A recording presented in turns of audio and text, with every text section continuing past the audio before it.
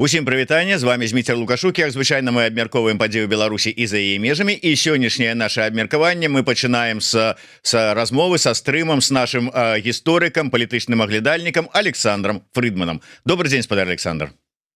Добрый день, спадар Зміцер, вітаю. Перш чым мы пачнем, я адразу хочу звярнуцца да ўсіх, хто гэтага яшчэ не зрабіў з нейкай нагоды. Заходзьце і подписывайтеся на YouTube канал спадара Александра. Спасылачка ёсць у апісанні да гэтага стрыма. Адкажем за свет, выдатны новы канал, але ўжо дастаткова вядомы і раскручаны. Ну, спадар Александр, дзе ж тут все гэтым ўсё сказано. Вот. Ну і безумоўна, телеграм-канал Фридмана таксама ёсць спасылка у нас. Не забываюся подписываться на YouTube канал Еврорада. Ставьте свои подабайки, натискайте на звоночек, расширвайте, калі для вас гэта бяспечна. Ну і безумоўна, чакаем ваших каментароў і пытанняў. Спадар Александр, давайте пачнем с Лінслі Грэма. Ўсё ж таки знакавы сенатор, рэспубліканец, пайшоў з жыцця вечером 11 ліпеня. Ён быў таким перакананым прыхільнікам падтрымки Украины, Израиля. Ну і што для нас самое галоўнае, быў прыхільнікам і перакананым таксама таким палітыкам у галіне у накірунку дэмакратычных зменаў у Беларусі. Але ўсё ж таки, як вы ацэньваеце яго дзейнасць і асабліва вось на беларускім накірунку, наколькі яго пазіцыя была заўважная, знакавая і мела, можа быць, уплыў на перамоўны працэс?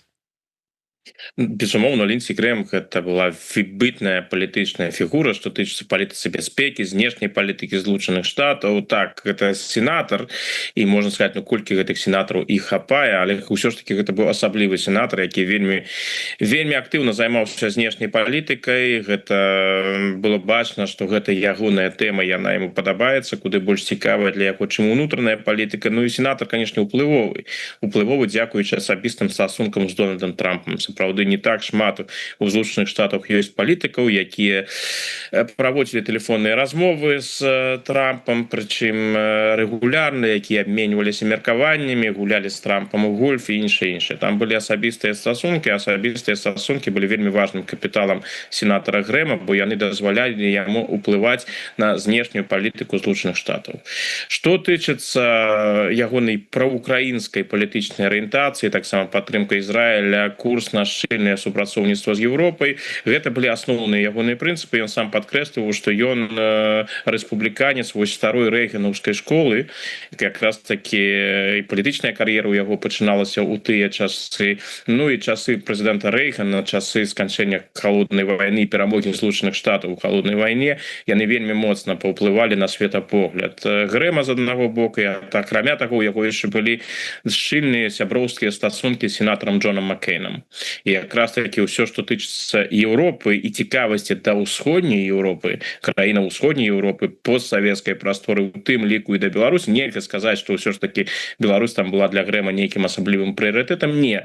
Але Грэм дакладна ведаў палітычнае становішча ў Беларусі, асаблівасці Беларусі, і яго цікавіла становішча ў Еўропе. Тут, напэўна, быў адпаведны ўплыў сенатара Маккейна. І калі паглядзець на экспертызу, якая ў Грэма была, і уплыў, які быў, і актыўнасць, ну, канешне, Грэма будзе не хапаць. Гэта страта, і тыя заявы, якія мы зараз бачым, якія ідуць з Кіева, якія ідуць з Іерусаліма, якія ідуць з еўрапейскіх сталіцаў, ну, тут зразумела, якая гэта насамрэч страта такога праеўрапейска, праўкраінска, праізраільскага палітыка настолькі у атачэнні з Дональда Трампа на дадзены момант няма, так што Грэма будзе не хапаць, гэта відавочна. Але ці апраўданыя перасцярогі, што без вось менавіта Грэма, без яго адстойвання гэтых пазіцый можа быць на пэўных накірунках украінскім, беларускім, ізраільскім агульная палітыка, знешняя палітыка Вашынгтона зменіцца?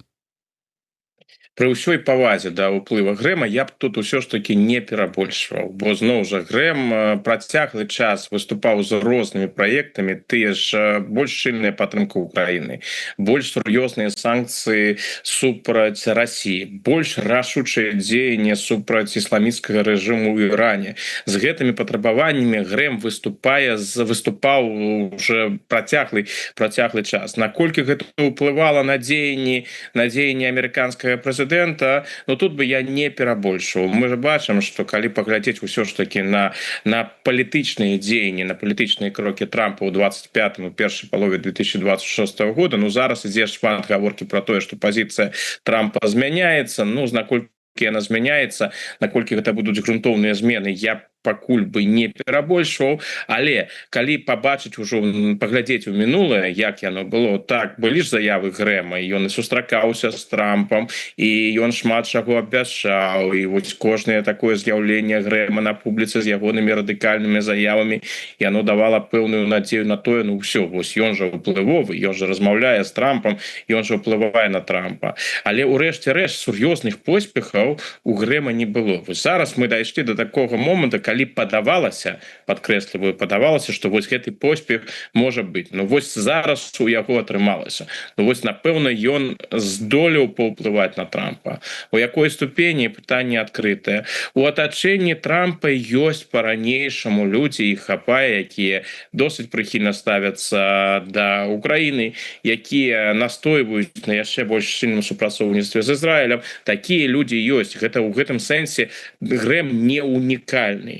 Але уплыў, канешне, быў бы з Грэмам большым. Зараз без Грэма будзе трошки будзе цяжэй. Але ізноў жа, што раптам усё, што Грэмам было зроблена, яно не будзе здзейснена, што гэта больш не будзе мець ніякага ўплыву, тут бы я не перабольшваў.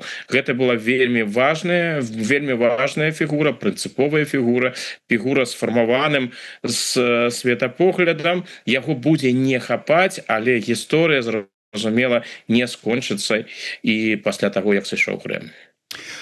Ну і можа быть все ж таки адразу як толькі Грэм пайшоў з жыцця, з'явіліся пэўныя канспіралагічныя версіі, узгадывалася, што Кремль, расійскія вось гэтыя спецслужбы умеюць пазбавіцца ад непажаданых палітыкаў і ворагаў, не пакідаючы слядоў і гэтак далей. На сёння вось з лікам той інфармацыі пра прычыны смерці, якія былі агучаныя сёння раніцай. Што там чуваць? Канспіролагі троху суцішыліся ці ўсё адно застаюцца падазрэнні? Ну, я думаю, что канспіролагі яны будуць заставацца пры сваіх версіях, нават у той момант будуць заставацца, калі будзе абвешчана, што смерць Грэма, калі будзе абвешчана, што смерць Грэма носіла натуральны характар, то бок той, хто жадае верыць у канспіралагічныя тэорыі, а якраз такі дзейнасць Грэма і тыя ворагі, якія ў яго былі, то як ягоныя ворагі зараз свяркуюць яго смерць, ну гэта надае яшчэ дадатковую моц усім гэтым канспіралагічным тэорыям. Так што думаю, што яны не знікнуць, яны будуць прысутнічаць. Тое, што мы маем на дадзены момант, но ёсць першыя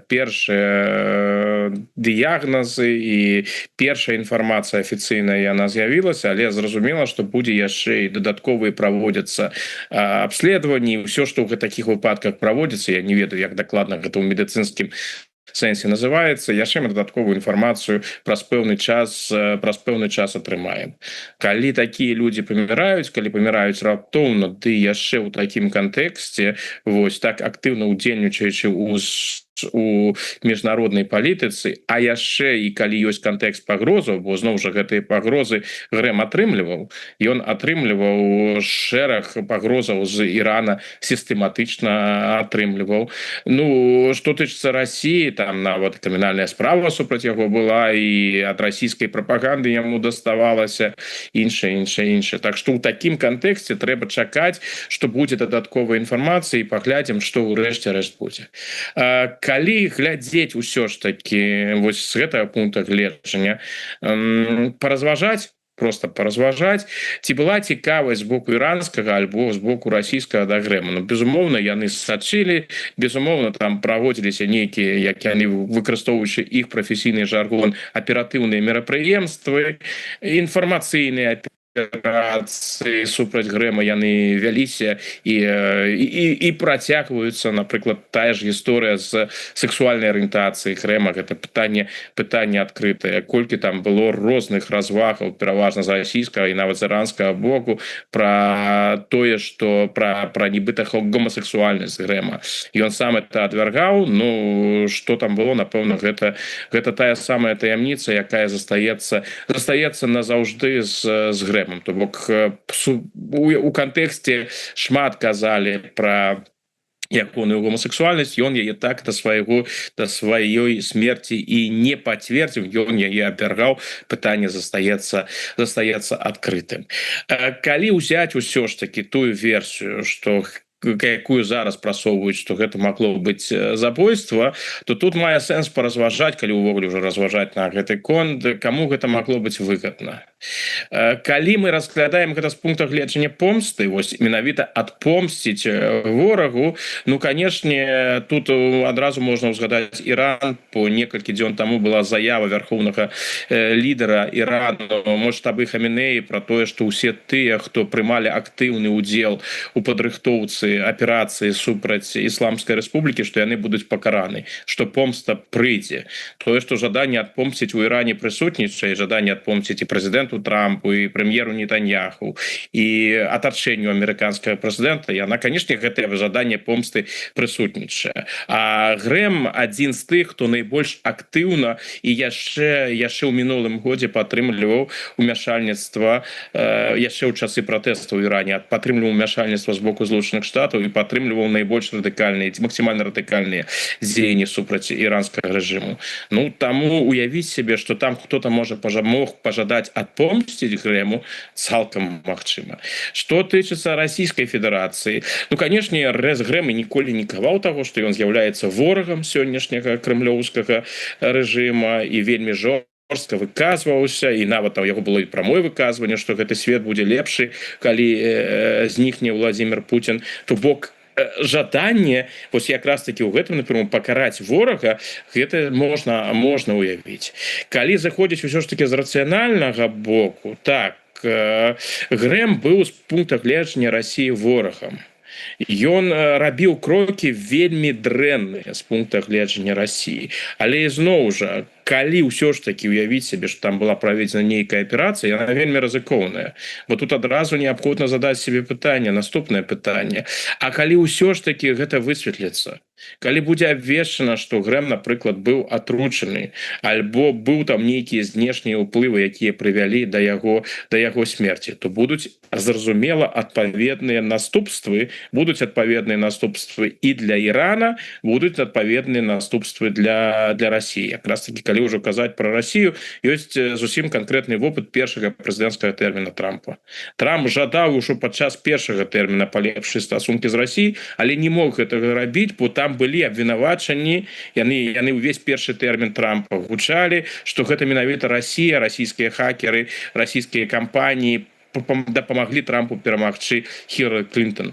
То бок Трамп быў вымушаны падчас свайго першага тэрміну вельмі асцярожна ставіцца да Расіі, і істотнага паляпшэння стасункаў не атрымалася. Калі зараз з'явіцца інфармацыя, што Расія мае нейкае дачыненне да смерці Грэма, гэта вельмі адмоўна. Трамп ці жадае ён, ці не жадае, ён вымушаны будзе рабіць адпаведныя крокі супраць Расіі. Гэта, дарэчы, разумеюць расійскія канспіролагі. Менавіта таму і з'явілася гэтая абсалютна абсурдная з майго пункта гледжання версія, што Грэма маглі атруціць украінцы. Што вось, ну, гэта абсалютна такой вычварэнскі светапогляд, я б назваў так.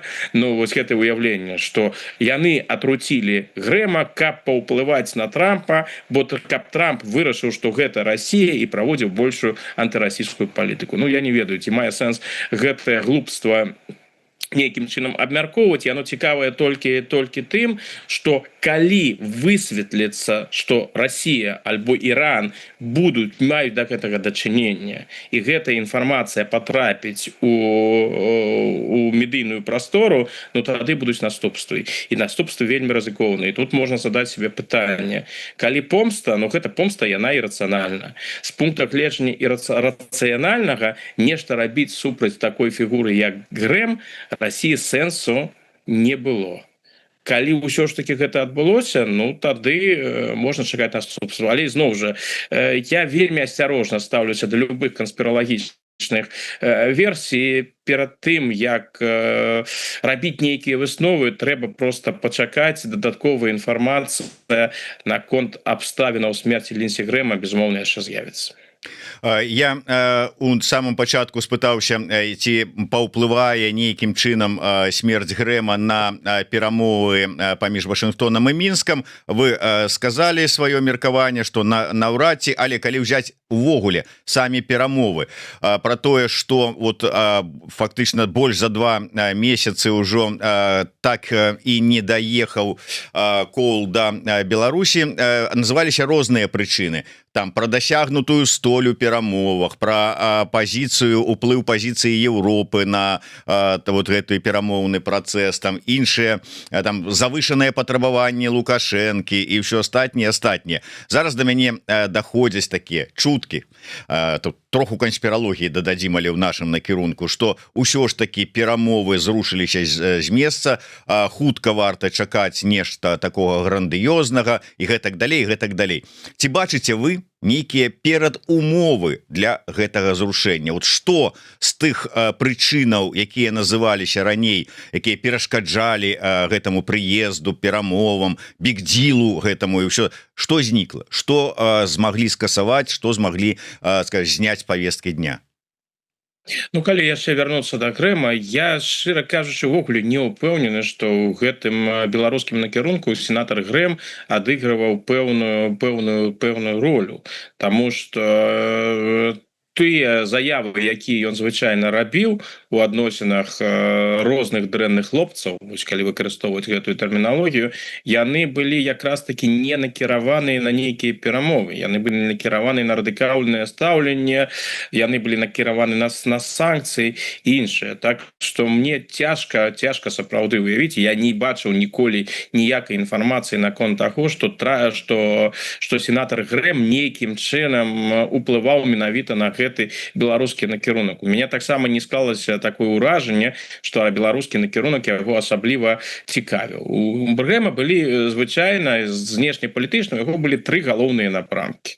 Першы напрамак у яго быў украінскі, другі напрамак, нават у пэўнай ступені гэта вар'іравалася, выходзіў на першы план. У яго быў блізкаўсходні ізраільскі, ён падтрымліваў Ізраіль, і ён выступаў за змену ўлады ў Іране. У яго добрыя былі асабістыя стасункі з сынам былога шаха Рэзой Пахлеві. Вось. І таксама ён быў прыхільнікам супрацоўніцтва з Еўропай, то бок шчыльных трансатлантычных адносінаў. Вось гэта былі асноўныя накірункі. Калі цяпер узяць беларуска-амерыканскія перамовы, то калі гаворка ідзе там пра нейкую вялікую здзелку, звязаную з калійнымі выгнаеннямі, я па шчырасці пакуль не бачу, прынамсі ў публічнай прасторы, нічога, што б сведчыла пра тое, што там могуць адбывацца нейкія зрухі. З другога боку, калі ўзяць знешнепалітычны чыннік, а ён, як мне падаецца, вельмі моцна ўплывае на любыя кантакты і дамоўленасці Лукашэнкі з амерыканцамі, зараз ёсць у Лукашэнкі пэўнае акно магчымасцяў. Калі мы сыходзім з таго базавага сцэнарыя, які зараз абмяркоўваецца на Захадзе, а гэта сцэнарый эскалацыі.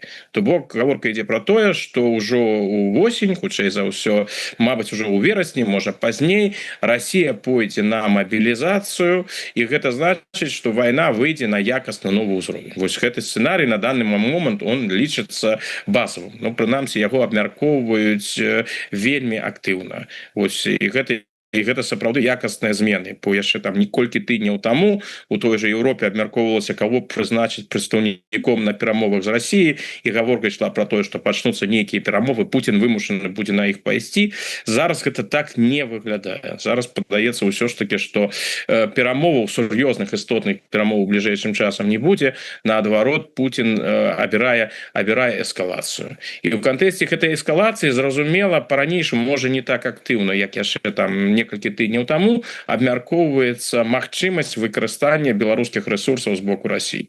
Гаворка ідзе і пра тэрыторыю Беларусі, у найгоршым выпадку і беларускай арміі. Ну, гэта тэарэтычныя сцэнарыі, яны прысутнічаюць. Калі сапраўды справы ідуць у гэтым накірунку, і хто, а Лукашенко павінен гэта ведаць, ён размаўляе з расійскім кіраўніцтвам, ён сустракаецца, то бок ён ведае, хутчэй за ўсё, светапогляд Пуціна і мэты Пуціна, і што Путін абірае, яму вядома. І ў гэтым сэнсе, конечно, Лукашенко відавочна, што калі Путін абярэ шлях эскалацыі і пойдзе насупраць жаданням прэзідэнта Трампа, а Трамп яшчэ раз падкрэсліў, што ён жадае спыніць гэтую вайну як мага хутчэй, то і, канешне, магчымасці нейкіх перамоваў, кантактаў з амерыканцамі, яны будуць абмежаваныя. І вось гэта можа быць для Лукашэнкі, напэўна, пэўным дадатковым аргументам, што вось можа лепш зрабіць гэтую сделку зараз, хаць нешта атрымаць, чым чакаць нейкіх вялікіх сделак, бо вялікіх сделак можна чакаць і не дачакацца.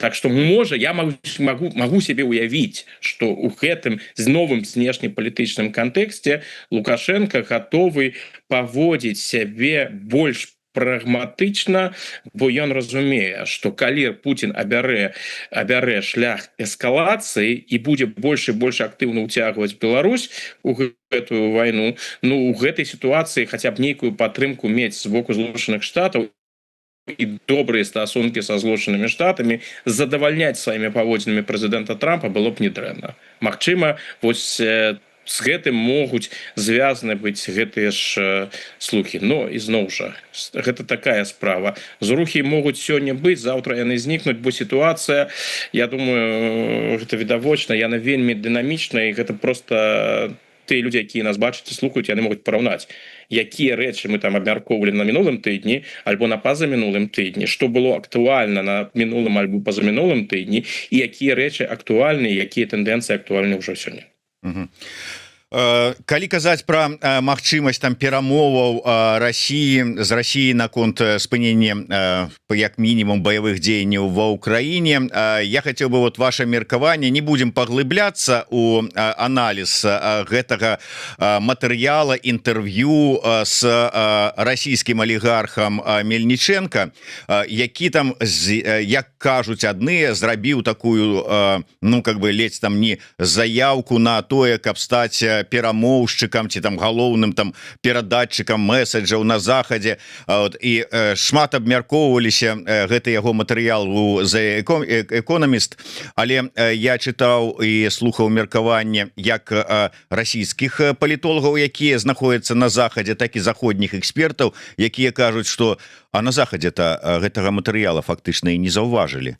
Вот што вы скажаце, ці сапраўды застаўся незаўважаны гэты, так, як кажуць, праграмны артыкул Мельніченка?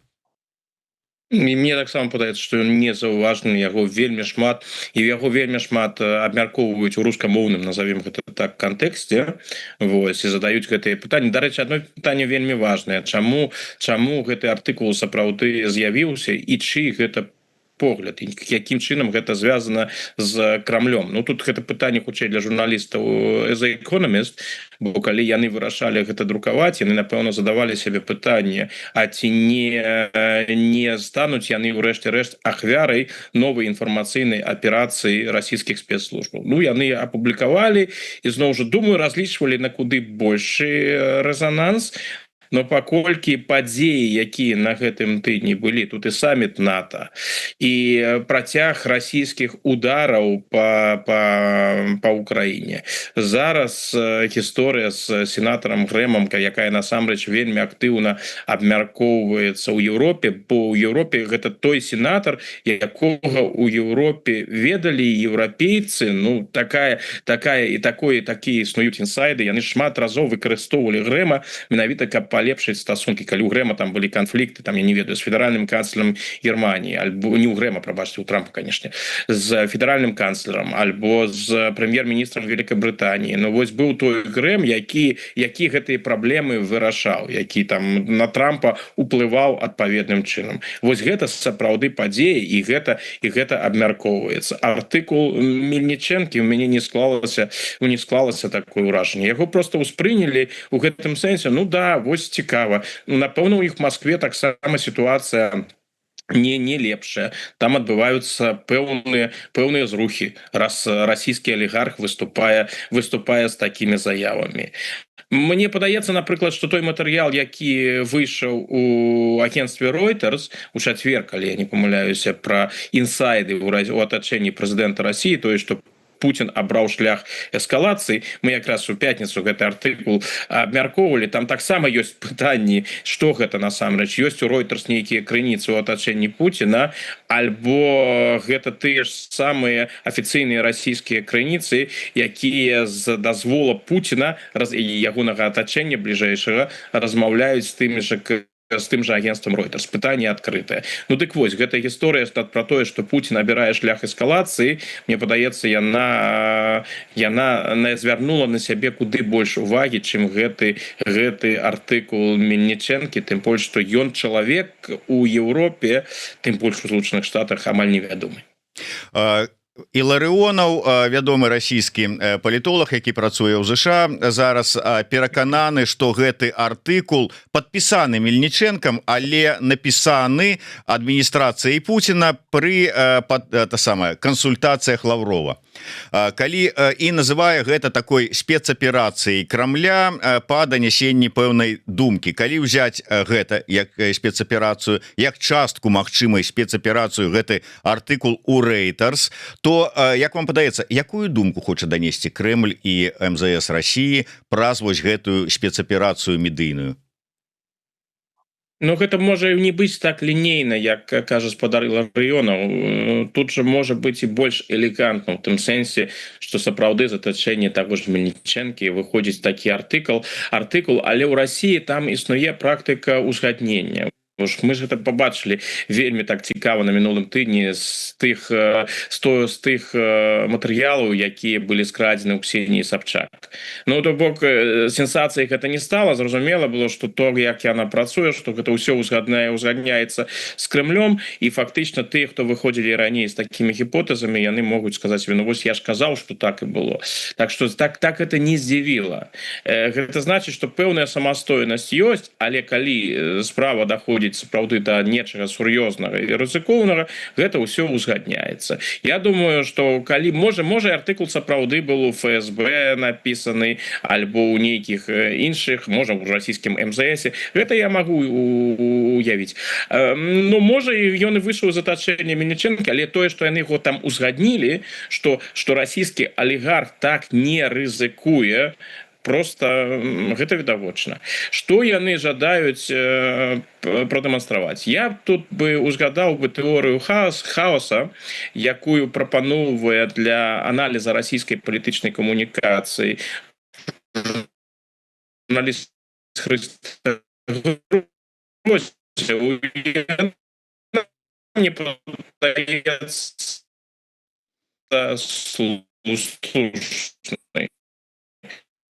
То бок з Крэмля ідуць Кремля вельмі цяжка. Яны не разумеюць, што насамрэч вырашыў Крэмль. Яны не разумеюць, у якім напрамку рухаецца Крэмль.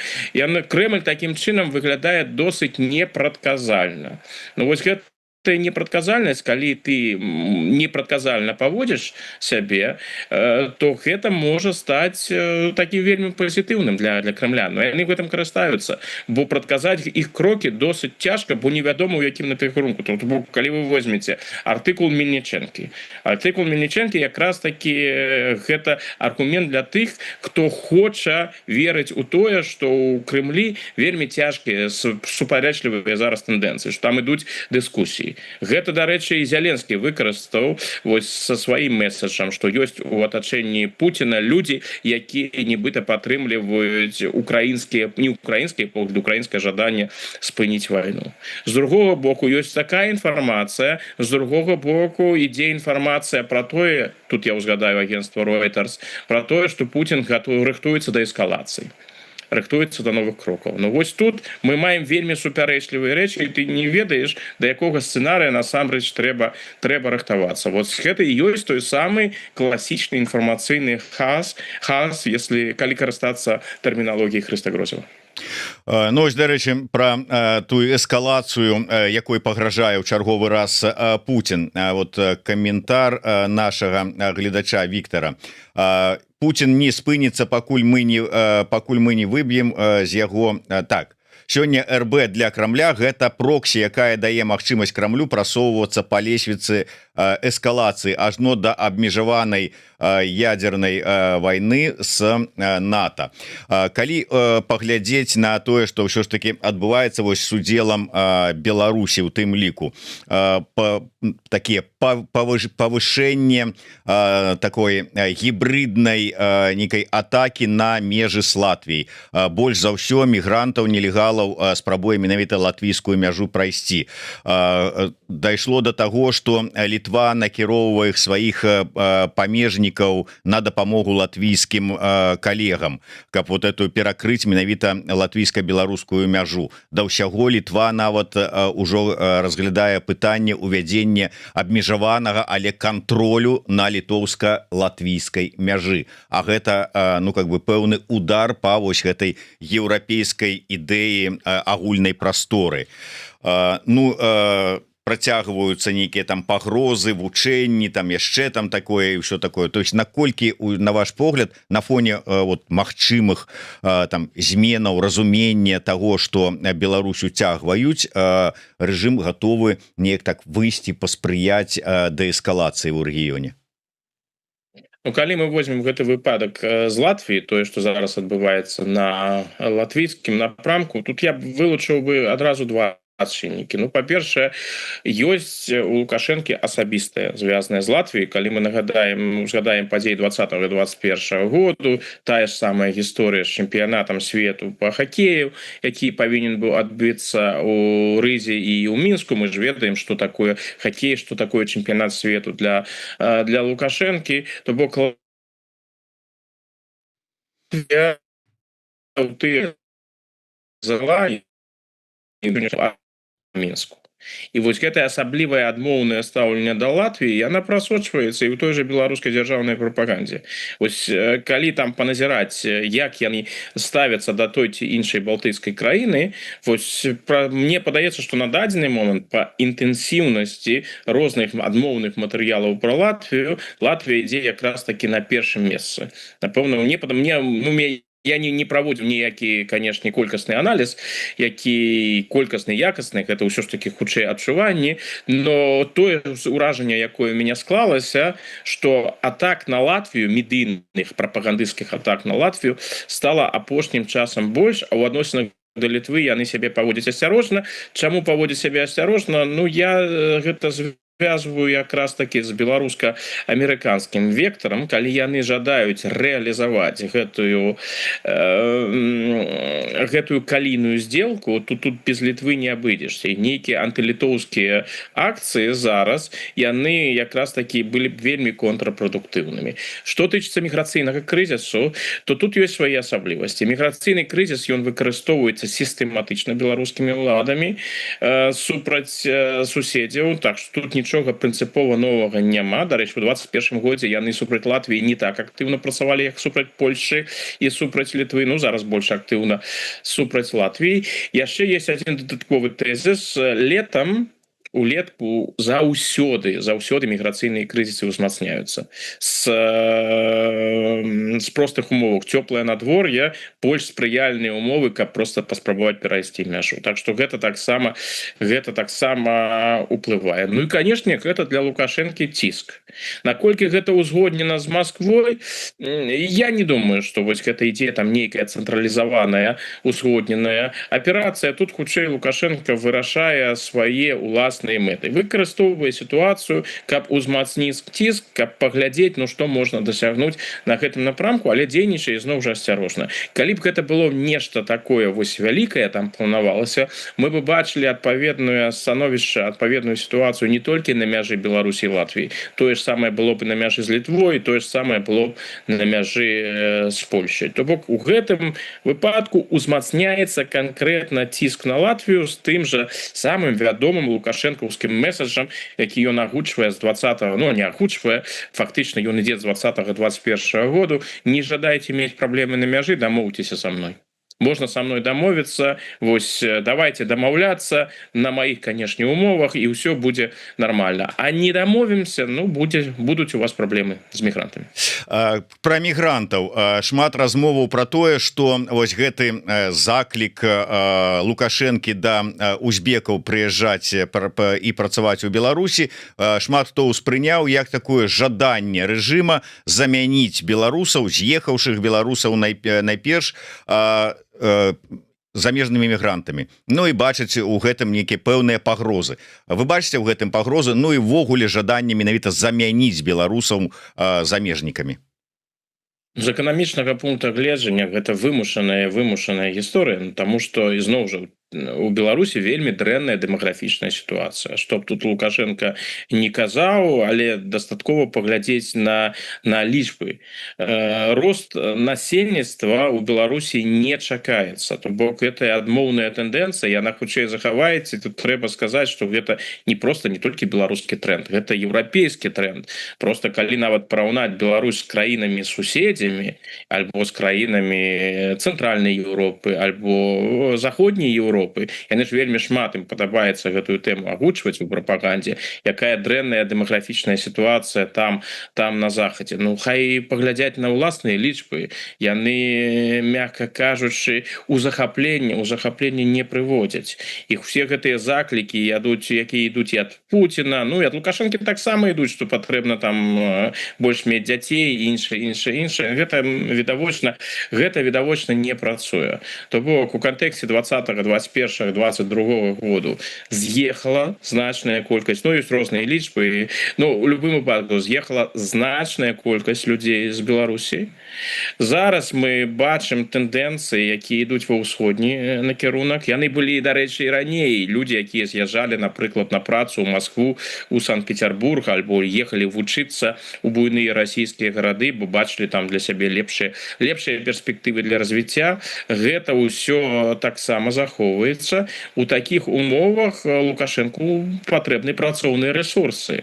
І пажадана танныя працоўныя рэсурсы. І ў гэтым сэнсе нічога надзвычайнага ў Беларусі няма. І такога кшталту праблемамі складваюцца такога кшталту праблемы бачны па ўсёй Еўропе. Пытанне, як з гэтай сітуацыі выйсці? Ну, выйсці прыходзіцца, прынамсі, разважаць. Я не ведаю, што з гэтага будзе рэалізавана, бо, як мы бачым, пра пакістанцаў таксама вельмі шмат размаўлялі, а ўрэшце рэшт з Пакістанам асабліва нічога яны і не рэалізавалі. Ну, зараз ідзе гаворка пра Узбекістан. Дарэчы, я не ўпэўнены, што Узбекістан і Пакістан гэта менавіта тыя краіны, з якіх Лукашенко бы жадаў бы гэтыя працоўныя рэсурсы ўзяць. Тут мы вельмі часта, разважаючы пра гэтую сітуацыю, забываем пра перспектыву Узбекістана альбо перспектыву таго ж Пакістана. У адрозненні ад Беларусі, у Пакістане і ў Узбекістане з дэмаграфіяй ўсё добра.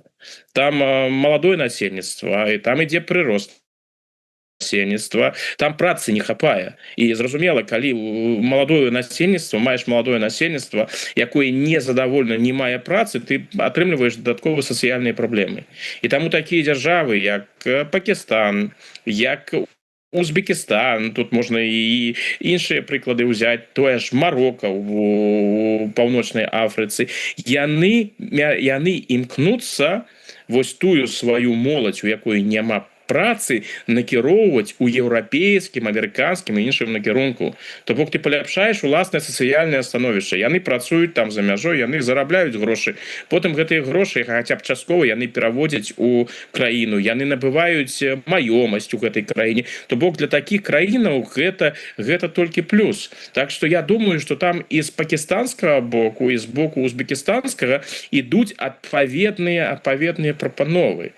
Ці ў захапленні Лукашенко ад гэтага, ну на словах так, а насамрэч, думаю, па тым заявам, якія ішлі, ён разумее, што гэта ўспрымаецца ў Беларусі вельмі асцярожна. Бо ў Беларусі такога вопыта няма, асабліва няма, каб прыязджалі замежнікі ў вялікай колькасці і станавіліся значнай пэўнай часткай мясцовага насельніцтва. Канешне, гэта звязана з адпаведнымі зменамі, бо прыязджаюць людзі з іншымі культурнымі, моўнымі традыцыямі, ім патрэбна будзе адпаведная інфраструктура, тое, што там кажа Лукашенко, што вы там атрымаеце лякарні і жыллё, ну добра, но людзям, якія прыязджаюць з Узбекістана, Пакістана, іншых краінаў, яны у іх свой лад жыцця, у іх свае традыцыі, у іх свае рэлігійныя кампаненты і іншае. То бок гэта ўсё трэба будзе прапанаваць і трэба будзе зрабіць.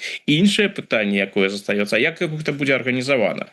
Гэта будуць нейкія працоўныя дамоўленасці, не ведаю, на 1 год, на 2 гады, на 3 гады, альбо больш на працяглы тэрмін. Як будзе вырашацца пытанне інтэграцыі, моўныя курсы, як будзе вырашацца пытанне натуралізацыі гэтых людзей у будучыні. Гэта ўсё пакуль адкрытыя пытанні. Мне падаецца, што Лукашенко паспрабаваў на дадзены момант зрабіць тыя заявы, якія былі патрэбны, якія ад яго чакаў, напрыклад, той жа прэзідэнт Узбекістана, і адначасова даслаць беларусам такія супакойваючыя месаджы, што вось глядзіце, у гарадах там нікога не будзе, усе будуць у сельскай гаспадарцы, то бок Беларусь гэта ж краіна, як вядома, з вельмі значным узроўнем гарадскога насельніцтва. Большасць беларусаў жыве ў гарадах, і месадж Лукашэнкі быў такі: вы ў гарадах, вы там нікога не пабачыце, яны ўсе будуць працаваць у сельскай гаспадарцы. Іншае, і гэта таксама вельмі важна па светапогляд Лукашэнкі, калі ён кажа пра сямейных людзей.